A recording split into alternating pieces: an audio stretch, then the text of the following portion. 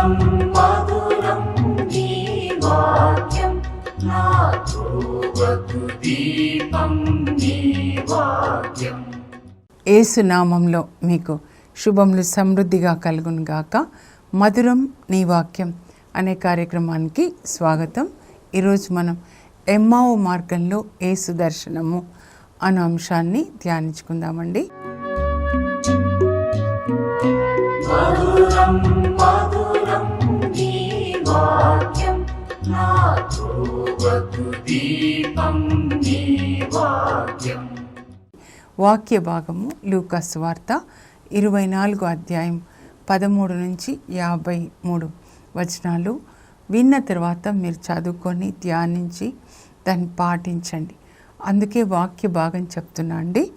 ఇంకా ఇది ఈరోజు యేసు పునరుత్థాన ఆదివారం అన్నమాట. యోహాను సువార్త 20వ అధ్యాయంలో ఆయన సమాధి వద్ద మగ్దలేన మరియకు దర్శనమిచ్చి ఆమెకు ఒక పనిని అప్పగిస్తారు. నీవు వెళ్ళి నా సోదరులకు ఈ విధంగా చెప్పు అని. ఆ తర్వాత మధ్యాహ్న సమయం ఇద్దరు శిష్యులు అదే దినంన అంటే పునరుత్థాన దినాన ఇద్దరు శిష్యులు అంటే మేడ పై గదిలో 120 మంది ఉన్నారండి. అందులో 12 మంది అపోస్తులు. సో మిగతా వాళ్ళు శిష్యులుగా ఉన్నారు కదా. ఆ శిష్యులలో ఇద్దరు యెరూషలేం నుండి ఎమ్మావు వెళ్తున్నారండి. ఈ ఎమ్మావు 7 మైళ్ళ దూరంలో ఉంటుంది యెరూషలేంకి. అది కూడా నార్త్ వెస్ట్ అన్నమాట. ఎరికో అంటే ఇటువైపు ఈస్ట్, నార్త్ ఈస్ట్, ఇదేమో నార్త్ వెస్ట్. 7 మైళ్ళ దూరం వీళ్ళిద్దరూ నడుచుకుంటూ వెళ్తున్నారు. యేసు ప్రభు శిష్యులు ఇద్దరు అనమాట. అందులో ఒకరి పేరు ఇక్కడ చెప్పబడిందండి, క్లోఫా అన్నమాట. అయితే వాళ్ళు వెళ్తూ అదే మాట్లాడుకుంటున్నారు. సమాధి దగ్గరికి మగ్దలేన మరియ శిష్యులు వెళ్ళారు, మేము దేవదూతలను చూసామని చెప్పారు. పేతురు వెళ్ళాడు, యోహాన్ వెళ్ళాడు, వచ్చారు. మనం ఎన్ని ఆశలు పెట్టుకున్నాం, యేసు ప్రభు మనల్ని ఈ రోమా ప్రభుత్వం నుంచి విడిపిస్తాడు అని చెప్పి. వీళ్ళు కూడా ఇంకా రాంగ్ దాంట్లో ఉన్నారు చూడండి. యూదా ఇస్కారియోతులాగా. ఆయన పొలిటికల్ లీడర్ కాదు, సాతాను రాజ్యం నుంచి విడిపించడానికి వచ్చాడనమాట. సో వీళ్ళిద్దరు ఇలా నడుస్తూ ఉంటే అప్పుడు యేసు ప్రభు కూడా వాళ్ళతో కలిసి నడుస్తూ ఉన్నాడు. అప్పుడు యేసు ప్రభు వీళ్ళని అడుగుతారు, ఏం మాట్లాడుకుంటున్నారు మీరు ఇద్దరు అని. అంటే అప్పుడు క్లోఫా అడుగుతాడనమాట ఆగి, చాలా ఆశ్చర్యంగా, ఏంటి నువ్వు కొత్తవాడవా ఏంటి, యెరూషలేంకి కొత్తనా అంటే అప్పుడే నడక ప్రారంభించారు కాబట్టి ఆ దారి యెరూషలేం నుంచి బయటకు వచ్చే దారి కాబట్టి యెరూషలేంకి కొత్తవాడవా, ఏం జరిగిందో నీకు తెలీదా అంటే ప్రభు ఏం జరిగింది అని అంటారనమాట. అప్పుడు వాళ్ళు చెప్తారు, నజరేయుడైన యేసును గురించి మీరు వినలేదా, ఆయన ఒక ప్రవక్త. ఏమనుకుంటున్నారు చూడండి వీళ్ళు, ఆయన ఒక ప్రవక్త. ఆయన తన వాక్కు క్రియలయందు దేవుని చేత మనుషుల చేత కూడా శక్తివంతునిగా పరిగణింపబడ్డాడు. అయితే ప్రధానార్చకులు యూదులు ఆయనని సిలువ వేశారు. ఈరోజు ఉదయము కొంతమంది స్త్రీలు సమాధి దగ్గరికి వెళ్ళి అక్కడ సమాధి ఖాళీగా ఉంది, ఇద్దరు దేవదూతని చూసినట్టుగా చెప్పారు. ఇంకా మా వాళ్ళు కూడా అంటే అపోస్తులు కూడా వెళ్ళి అలాగే చెప్పారు అని వీళ్ళు ప్రభుకి చెప్తారనమాట. అప్పుడు ప్రభు ఏమంటారంటే, ఓ అవివేకులారా, ప్రవక్తల ప్రవచనములను నమ్మని మందమతులారా, ఆత్మ మందంగా ఉందన్నమాట అని చెప్పి అప్పుడు ఆయన వాళ్ళకి ఏం చెప్తాడంటే, మోషే ధర్మశాస్త్రంలో తర్వాత ప్రవక్తల గ్రంథాల్లో తనను గురించి వ్రాయబడినంత వాళ్ళకి వివరిస్తారు. అంటే మోషే ధర్మశాస్త్రం అంటే 5 గ్రంథాలు, ప్రవక్తలు అంటే 16 గ్రంథాలు, 21 గ్రంథాల్లో తన గురించి ఏమని రాయబడిందో అదంతా వివరిస్తాడండి. అంటే బైబిల్ స్టడీ అన్నమాట. 4 hours బైబిల్ స్టడీ వాళ్ళకి వివరిస్తాడు. ఆది కాండంలో నా గురించి ఏమని రాయబడి ఉంది, స్త్రీ సంతతిని తలను చితగొడతాడు అని యేసు ప్రభు ప్రవచనం ఇస్తారు. మరి నిర్గమకాండంలో పాస్క గొర్రెపిల్ల, లేవీయ కాండంలో ఆయన ప్రధాన యాజకుడు, సంఖ్యాకాండంలో వేగు చుక్క, ద్వితీయోపదేశ కాండంలో నా వంటి ప్రవక్త, అలా అన్ని గ్రంథాల్లో యేసు ప్రభు గురించి రాయబడిందంతా కూడా వివరిస్తారండి. ఇంకా అప్పటికి ఎమ్మావు వచ్చేస్తుంది అనమాట. వస్తున్నప్పుడు వాళ్ళు ఆగిపోతారు. యేసు ప్రభు నాకు పనుంది ముందుకెళ్ళాలా అని వెళ్ళేటట్లుగా ఆయన సాగిపోదలుచుకున్నట్లుగా చెప్తాడనమాట. వాళ్ళు అంటారు, కాదు, సంధ్య వేళ అయింది కదా, ప్రొద్దుపోయింది, మాతో ఉండండి అని బలవంతం చేస్తారు. మాతో ఉండండి అని చెప్పి. అప్పుడు యేసు ప్రభు కూడా వాళ్ళతో ఉంటాడు. అప్పుడు వాళ్ళు మరి డిన్నర్ తినడానికి కూర్చుంటారండి. ఇద్దరు కూడా, క్లోఫా ఇంకొక శిష్యుడు, యేసు ప్రభు. అప్పుడు యేసు ప్రభు ఏం చేస్తారంటే రొట్టెని తీసుకొని త్రుంచి ఆశీర్వదించి వాళ్ళకి పంచి పెడతాడు. ఇప్పటి వరకు ఇన్ని గంటలు ఆయన బైబిల్ స్టడీ, ఇన్ని గ్రంథాలు వివరించిన ఆయనను గుర్తుపట్టలేదు. కానీ ఆయన రొట్టెని తీసుకొని ఆశీర్వదించి త్రుంచి వాళ్ళకి ఇచ్చినప్పుడు అప్పుడు గుర్తుపడతారు. అంటే ఆయన రొట్టె త్రుంచే విధానంలో ఒక ప్రత్యేకమైన శైలి అన్నమాట. ఆయన స్టైల్ వేరు. అది పంచి పెట్టడం కూడా తన చుట్టూ ఉన్న వాళ్ళకి ముందు పంచి పెడతాడనమాట. అప్పుడు వాళ్ళకి కనువిప్పు కలుగు, జీసస్ అని ఇద్దరూ వాళ్ళు ఇట్లా కనువిప్పు కలిగి ఆయనను పిలిచి ఉంటారు. ఆ లోపల ఆయన అదృశ్యం అయిపోతాడనమాట. అప్పుడు వాళ్ళు అయ్యో వెంటనే వెళ్ళి మన శిష్యులకు చెప్పాలి. మేడపై గదిలో అందరూ ఉన్నారు కదా, శిష్యులు ఉన్నారు కదా, వాళ్ళంతా అపోస్తులు, వాళ్ళకి చెప్పాలి, పదా ఈ శుభవర్తమానాన్ని వాళ్ళకి చెప్పాలి అని వాళ్ళు గబాగబా మళ్ళీ ఎమ్మావుస్ నుంచి యెరూషలేంకి వస్తూ ఉన్నారండి. అప్పుడు వాళ్ళిద్దరు మాట్లాడుకుంటారు. మార్గమధ్యంలో ఆయన మనకి లేఖనాల్ని వివరిస్తున్నప్పుడు మన హృదయాలు మండలేదా, డిడ్ ఆ హార్ట్స్ నాట్ బర్న్? అట్లా దేవుని యొక్క వాక్యము మనం వివరించినప్పుడు వినేవాళ్ళ హృదయాలు మండాలండి. ఇర్మియా అంటాడు, నీ వాక్కు నా హృదయంలో మండుతుంది, నేను దాన్ని దాచుకోలేను. అగ్నిలాగా మండాలి దేవుని యొక్క వాక్యాన్ని విన్నప్పుడు. బొగ్గుగా ఉన్నవాళ్ళు అగ్నిలాగా మండాలన్నమాట అని వాళ్ళు అలా మాట్లాడుకుంటూ గబాగబా చెప్పాలి అని మేడ పైగదిలోకి వచ్చేసరికి అక్కడ ఉన్నవాళ్ళు ఏం మాట్లాడుకుంటున్నారంటే, యేసు ప్రభు సిమోన్కి కనిపించాడు అని చెప్తుంటే వీళ్ళిద్దరు చెప్తారు, మాకు కూడా కనిపించాడు తెలుసా, మాకు ఎన్ని గ్రంథాలు వివరించాడో. మోషే ధర్మశాస్త్రంలో 5 గ్రంథాలు, ప్రవక్తల 16 గ్రంథాల గురించి ఆయన మాకు వివరిస్తున్నప్పుడు మా హృదయాలు మండాయి. అప్పుడు కూడా మేము గుర్తుపట్టలేదు అసలు. కానీ మేము కూర్చొని ఉండండి ప్రభా మాతో అన్నప్పుడు మాతో ఉండిపోతారు. కూర్చొని భోజనానికి కూర్చున్నప్పుడు ఆయన రొట్టె తీసుకొని ఆశీర్వదించి త్రుంచి మాకు ఇచ్చినప్పుడు ఆయన ప్రభువే అని మేము గుర్తించాము. కానీ అదృష్ట అయిపోయాడు అని వీళ్ళు చెప్తుంటారనమాట. అవునా అని చెప్తుంటే అప్పుడు యేసు ప్రభు వాళ్ళ మధ్యలో నిలవబడతాడు. మేడ పై గదిలో ఆదివారం పునరుత్థాన దినాన ప్రొద్దున మగ్దలేన మరియ సమాధి వద్ద వీళ్ళకి ఎమ్మావు మార్గంలో ఆ లోపల పేతురుకి కనబడ్డాడు. కానీ అది ఇక్కడ ఏం చెప్పారు రాయబడలేదండి. ఇప్పుడు యేసు ప్రభు తలుపులు మూసినట్లుగానే ఉంటాయి. వాళ్ళ మధ్యలో నిలవబడి మీకు శాంతి కలుగునుగాక, పీస్ బీ విత్ యూ. ఇది పునరుత్థాన సందేశం అండి. పునరుత్థాన క్రీస్తు మనకిచ్చే మొదటి సందేశం. పీస్ అనంటే షాలోమ్, హీబ్రూ భాషలో పెయిడ్ ఫర్, యాక్చువల్గా అంటే మీ పాపముల కొరకు వెల చెల్లించబడినది, టెటిలస్టాయ్ అంటారు గ్రీక్లో అవుతాయి. వెల చెల్లించబడింది కనుక మీ లోపల గిల్ట్ ఫీలింగ్, పాప భీతి ఉండే అవసరం లేదు. మీరిప్పుడు ఆ గిల్ట్ ఫీలింగ్ లేకుండా పీస్ఫుల్గా ఉండండి, ఎందుకంటే మీ పాపంలో కొరకు నేను వెల చెల్లించాను అని చెప్తారని. పీస్ బీ విత్ యూ, మీకు శాంతి కలుగునుగాక అని చెప్పగానే వాళ్ళు ఎట్లా చూస్తారంటే భూతాన్ని చూసినట్లు చూస్తున్నారంటండి. అప్పుడు యేసు ప్రభు, ఇదో చూడండి నా చేతులు, గంట్లు, నా కాళ్ళు చూడండి, భూతాలకి ఇలా ఎముకలు, చర్మము, శరీరం ఉండదు. భూతాల గురించి కూడా యేసు ప్రభు డిస్క్రిప్షన్ ఇస్తున్నారనమాట. అవి ఆత్మలు, అంటే వాటికి పర్సనాలిటీ ఏంటంటే శరీరం ఉండదన్నమాట. ఇలా ఉండదు, భూతాలకి ఇలా శరీరం ఉండదు చూడండి అని చూపిస్తే అప్పుడు వాళ్ళకి సంతోషం అవుతుంది, ఆనందం అవుతుంది. కానీ విశ్వసించలేదంట చూడండి.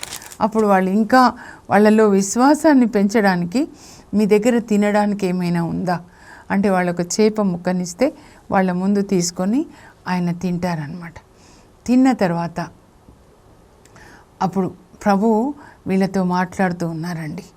నా గురించి ఏదైతే వ్రాయబడి ఉందో మోషే గ్రంథంలో, ప్రవక్తల గ్రంథములలో, కీర్తనల గ్రంథంలో వ్రాయబడిందంతా కూడా నెరవేర్చబడాలి అని నేను మీతో ఉన్నప్పుడు చెప్పాను కదా. ఇప్పుడు అంతా నెరవేర్చబడింది. పునరుత్థానుడైన యేసు ప్రభు ఏం చెప్తున్నారంటే, ఏది నా గురించి వ్రాయబడిందో మోషే ధర్మశాస్త్రం 5 గ్రంథాలు, ప్రవక్తల గ్రంథాలు 16, కీర్తనల గ్రంథం 1, ఇవన్నింటిలో ఏదైతే నా గురించి వ్రాయబడి ఉందో అది నెరవేర్చబడాలి.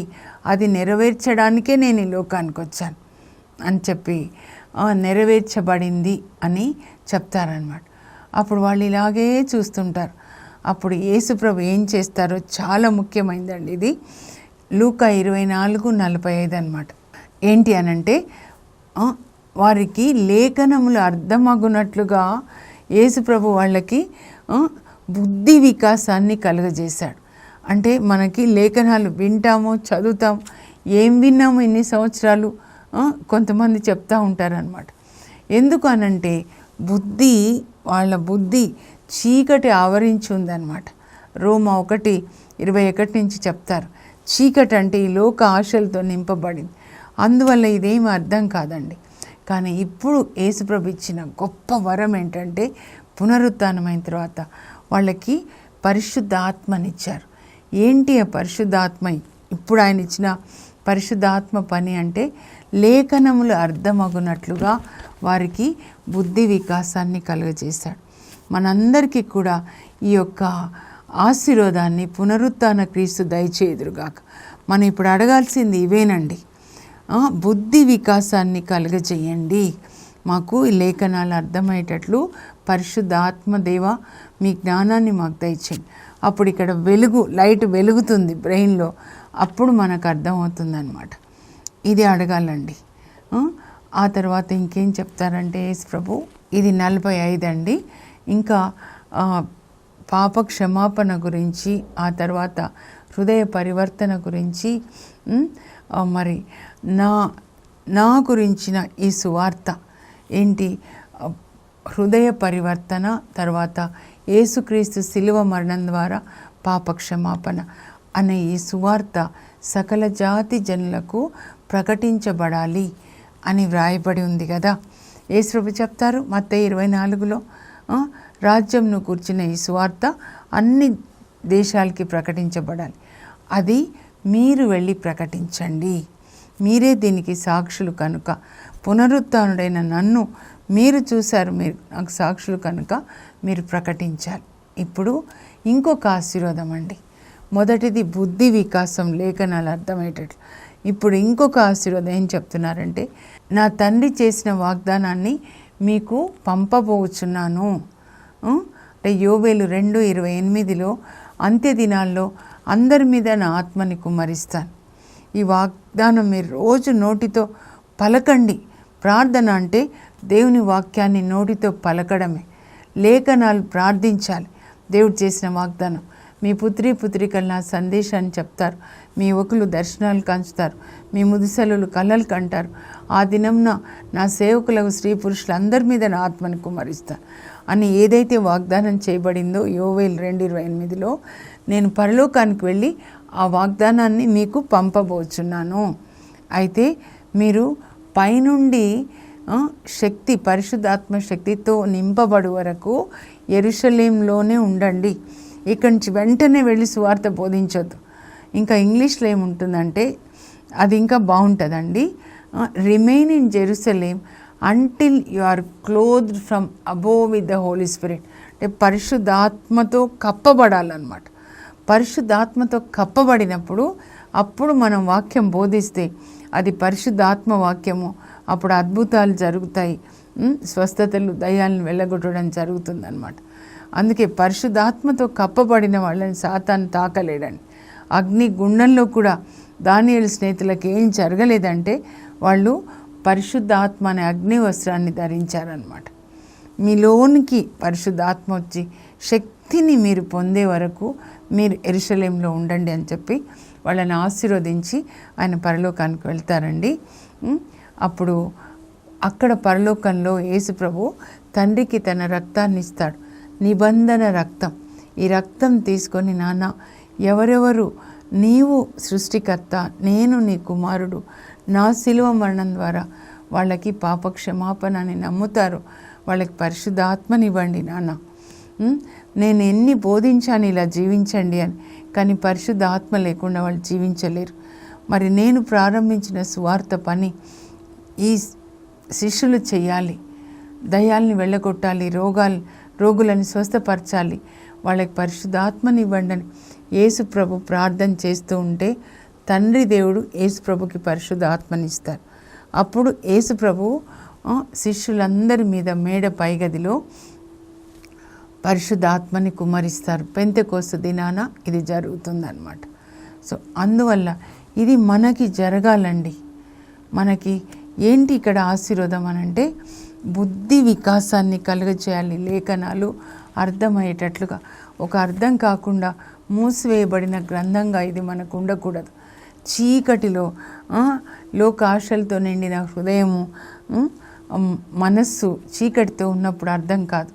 అయితే యేసు ప్రభు వెలుగుగా మన లోపలికి వస్తాడు. వెలుగు కలుగును గాక. చీకటిలో ఉన్న జనులు వెలుగు చూశారు. యెషయా 9:2. మరణ ఛాయలో ఉన్న వాళ్ళ మీద వెలుగు ప్రకాశించింది యేసు ప్రభు. మన లోపల, మన మనస్సులో, హృదయంలో ఆయన వెలుగుగా ఉన్నప్పుడు, వెలిగించినప్పుడు బల్బు వెలగలేదా అంటారు కొన్నిసార్లు. చూడండి, దేనికి వెలిగించబడాలంటే ఈ లేఖనాలకు అన్నమాట. ఆ తర్వాత పరిశుద్ధాత్మని పొందే వరకు మీరు యెరూషలేము విడిచిపెట్టొద్దని చెప్తే యేసు ప్రభు పరలోకానికి వెళ్ళిన తర్వాత 40th డే పరలోకానికి వెళ్తారు. వీళ్ళందరూ మేడ పైగదిలో, అపోస్తుల కార్యాలు అన్నమాట, 1వ అధ్యాయం 14లో చూస్తే మేడ పైగదిలో వీళ్ళంతా ప్రార్థిస్తున్నారు. అక్కడ మరియ తల్లి, కొందరు స్త్రీలు, శిలువ చెంత ఉన్న స్త్రీలు, ఆయనకు సేవ చేసిన స్త్రీలు కూడా ప్రార్థిస్తున్నారు. మరియ తల్లి ఏం ప్రార్థిస్తారండి? పరలోక తండ్రి వీళ్ళకి పరిశుద్ధ ఆత్మనివ్వండి. అప్పుడు నా కుమారుడు ప్రారంభించిన సువార్త పని వీళ్ళు కొనసాగిస్తారు. పరిశుద్ధాత్మ వాళ్ళు అలా అడుగుతూ ఉన్నారు. అందరూ కూడా పెంతెకోస్తు దినాన పరిశుద్ధాత్మ గాలి వీస్తుంది. పరిశుద్ధాత్మ అగ్ని నాలుకల రూపంలో అక్కడ ఉన్న ప్రతి ఒక్కరి మీద, అందరికీ పరిశుద్ధాత్మ. అప్పుడు పరిశుద్ధాత్మ వారికి శక్తిని ఒసగిన కొలది వారు అన్య భాషలో మాట్లాడారు. అంతేకాదండి, తర్వాత అదే రోజు పెంతెకోస్తు దినాన పేతురు లేచి నిలవబడినప్పుడు మిగతా 11 మంది కూడా లేచి నిలబడతారు. నేను ఎందుకు 11 మంది అంటున్నానంటే, యూదా ఇస్కరియోతు స్థానంలో వాళ్ళు ప్రార్థించి చీట్లు వేసి మత్తియాస్ అనే ఆయనని ఎన్నిక చేస్తారు, దేవుని చిత్త ప్రకారం అన్నమాట. పేతురు నిలబడితే మిగతా 11 మంది నిలబడ్డారు. అంటే యూనిటీ అండి. పరిశుద్ధాత్మ ఉన్నవాళ్ళు ఎప్పుడూ ఐక్యత, ప్రేమ కలిగి ఉంటారు. ఆదిమ సంఘం ఇది నాది అని ఎవరు చెప్పుకోవట్లేదు. పేతురు ప్రసంగాన్ని విన్నవాళ్ళు కూడా పరిశుద్ధాత్మని పొంది 3000 కుటుంబాలు వాళ్ళు ఎలా జీవిస్తున్నారంటే ఒకే మనసు, ఒకే హృదయం. వాళ్ళకున్నది ఇది నాది అని చెప్పుకోకుండా అందరూ కూడా వాళ్ళ స్థిరచర ఆస్తులు అమ్మి అపోస్తుల దగ్గరికి తీసుకొని వస్తే వాళ్ళు అవసరాలని బట్టి పంచి పెడుతున్నారు. అపోస్తుల కార్యాలు 4:32 నుంచి ఉంటుంది అన్నమాట. ప్రేమ, ఐక్యత, అంత ప్రేమ. పరిశుద్ధాత్మ అంటే దేవుని ప్రేమతో మనల్ని నింపుతాడు. మరియ తల్లి కూడా పరిశుద్ధాత్మని పొందగానే ఎంత ప్రేమ. ఎలిజబెత్ అమ్మకి వెళ్ళి సేవ చేస్తారు 3 నెలలు బాబు పుట్టే వరకు అన్నమాట. ఇప్పుడు ఒక్కసారి మళ్ళీ వెనక నుంచి మనం చూద్దాం. మనకు అప్లై చేసుకోవాలన్నమాట. ఒక్కసారి వింటే సరిపోదండి. ముందు మీరు బైబిల్ తీసుకొని వెళ్ళాలి. రేపటి రీడింగ్స్ ఏంటి అని ఇంట్లోనే చదువుకొని చర్చికి బైబిల్ తీసుకొని వెళ్ళి వాళ్ళు చదువుతుంటే మీరు కూడా చదవాలి, చూడాలి. మీరు చూడాలి. మన చెవులు బైబిల్, దేవుని వాక్యాన్ని వినాలి. ఇంటికి వచ్చి మన నాలుకతో ఈ వాక్యం పలకాలి. అప్పుడు ఇక్కడి నుంచి వాక్యం ఇక్కడ వెళ్ళి, వాక్యం వెలుగైన యేసు ప్రభు ఇక్కడ మనల్ని వెలిగిస్తాడనమాట. ఆదివారం రోజు మధ్యాహ్నం అనుకుందాం, ప్రొద్దున సమాధి చెంత మగ్దల మరియమ్మకు దర్శనమిస్తారు. ఆమెకు ఒక పనిని ఇస్తారు, వెళ్ళి అపోస్తులకు చెప్పమని. ఇప్పుడు వీళ్ళు ఇంకేముందిలే, యేసు ప్రభుని సిలువ వేశారు, ఆయన సమాధిలో లేడంట, ఇంకా మన పనికి మనం వెళ్దాం. ఈయనకి శిష్యులుగా ఉంటే ఏం జరుగుతుంది, ఏమొస్తుంది మనకేంటి? ఎమ్మావు అంటే బిజినెస్ అన్నమాట. ఇంకా మన బిజినెస్లోకి మనం వెళ్దాం. కొంతమంది చూడండి, యేసు ప్రభుని నమ్ముకుంటే మాకేం రాలేదు, అన్ని నష్టాలే వస్తున్నాయి, కాబట్టి మళ్ళీ ప్రభు వద్దులే, మా బిజినెస్లోకి మేము వెళ్ళిపోతాం. ఇలా వాళ్ళు వెళ్ళిపోతున్నారు. దారి తప్పిపోయిన వాళ్ళని వెతికి రక్షించే యేసు రక్షించడానికే వచ్చాడు. తప్పిపోయిన వాళ్ళతో కలిసి నడుస్తున్నాడు. మనతో కలిసి నడుస్తారండి. మన ప్రయాణంలో, ఈ జీవిత ప్రయాణంలో మనతో కలిసి నడుస్తారు ఆయన. ఏం చెప్పారు వాళ్ళకి? ఈ లేఖనాలన్నీ చెప్పారు. కనుక మీరు యేసు ప్రభుని ఇప్పుడు ఎలా కలుసుకోవాలంటే, ఇదో పునరుత్థానుడైన యేసుని ఇది మీరు చదువుతున్నప్పుడు బైబిల్ గ్రంథంలో యేసు ప్రభు వెలుగుని మనం చూడాలి. పౌలు ప్రార్థన అదేనండి. 2 ప్రార్థనలు, ఎఫెసీ 1:18లో పరిశుద్ధ గ్రంథంలో యేసుక్రీస్తు యొక్క వెలుగును చూచినట్లుగా దేవుడు మీ మనోనేత్రములను తెరుచునుగాక. ఎంత వేదన అండి నాకు కూడా, నేను అలాగే ప్రార్థిస్తాను.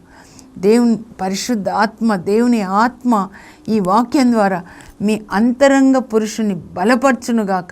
Your inner man should be strengthened. This is not you, ఇది ఒక మట్టి కుండ outer man. Your inner man is your real man. దేవుని వాక్యము, దేవుని ఆత్మ ద్వారా ఇన్నర్ మ్యాన్ బలపరచబడతాడు.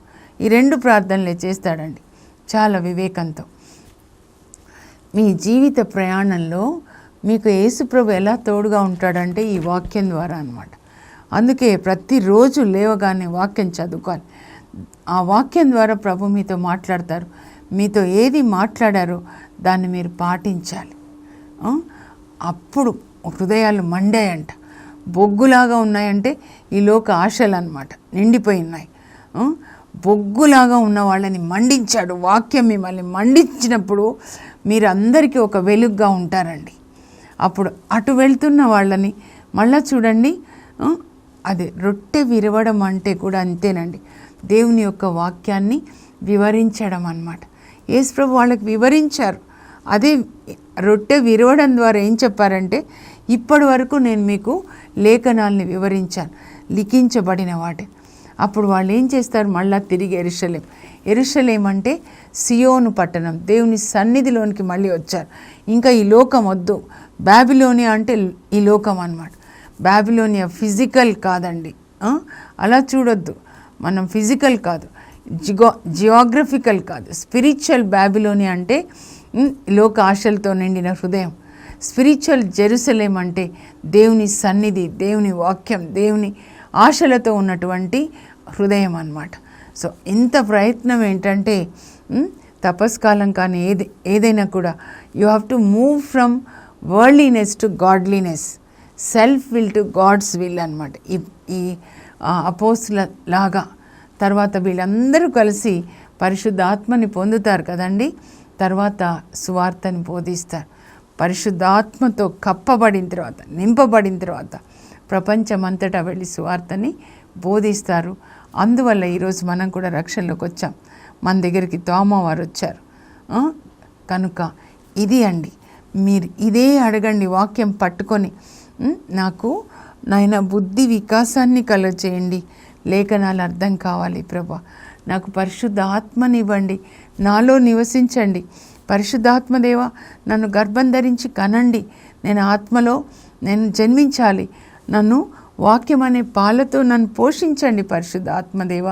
ఒక తల్లిలాగా హోసియా 11లో మీకు అన్నం తినిపించి నడకలు నేర్పించింది నేనే అంటారు. పరిశుద్ధ ఆత్మ ఒక తల్లిలాగా వాక్యం అనే పాలతో మనల్ని పెంచి ఒక యేసుప్రభుకి ఒక పరిశుద్ధమైన కన్యకగా తయారు చేసి ఆయన మేఘాల్లో వచ్చినప్పుడు, ఇదిగో మీ కన్యక అని మనల్ని ఆయనకు అప్పగించి ఆయన వెళ్ళిపోతాడు పరలోకాన్ని. అప్పుడు ఇంకా అంత్యక్రీస్తు పాలన వస్తుంది. అప్పటికి మనం ఉండకూడదు అన్నమాట.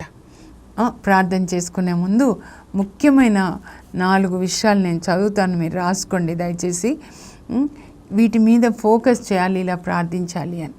ఎమ్మవ మార్గంలో యేసు దర్శనం.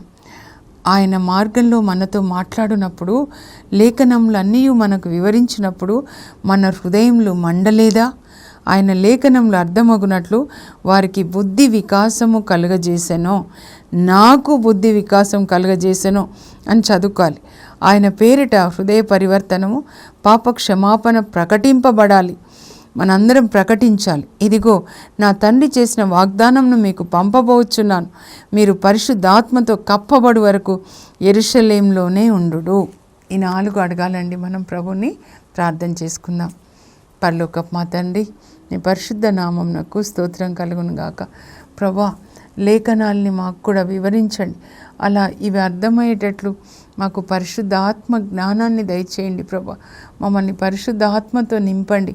పరిశుద్ధాత్మ దేవా, మేము వాక్యం ప్రకారం జీవించేటట్లుగా, వాక్యం చదవడానికి చదివింది మీరు ఒక గురువులాగా మాకు వివరించి మేము దాన్ని పాటించడానికి మాకు కృప దయచేయండి. యేసు ప్రభు పునరుత్థానుడైన క్రీస్తునకు సాక్షులుగా జీవించాలి. ఎలా అపోస్తులు జీవించారో యేసయ్య మీకు సాక్షులుగా అలా జీవించే కృప మా అందరికీ దయచేయండి. యేసు నామంలో అడుగుచున్నాం తండ్రి, ఆమేన్. కూర్చొని బైబిల్ చదివి దాన్ని పాటించండి. God bless you. Have a blessed day.